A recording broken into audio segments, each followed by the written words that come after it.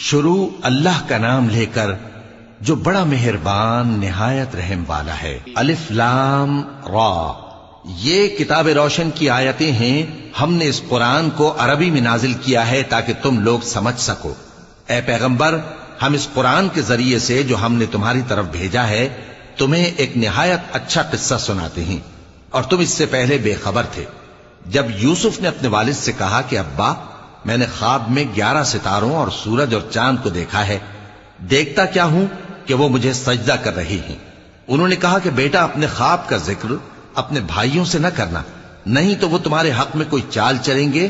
کچھ شک نہیں کہ شیطان انسان کا کھلا دشمن ہے، اور اسی طرح اللہ تمہیں برگزیدہ و ممتاز کرے گا اور خواب کی باتوں کی تعبیر کا علم سکھائے گا، اور جس طرح اس نے اپنی نعمت پہلے تمہارے دادا پر دادا ابراہیم اور اسحاق پر پوری کی تھی، اسی طرح تم پر اور اولاد یعقوب پر پوری کرے گا۔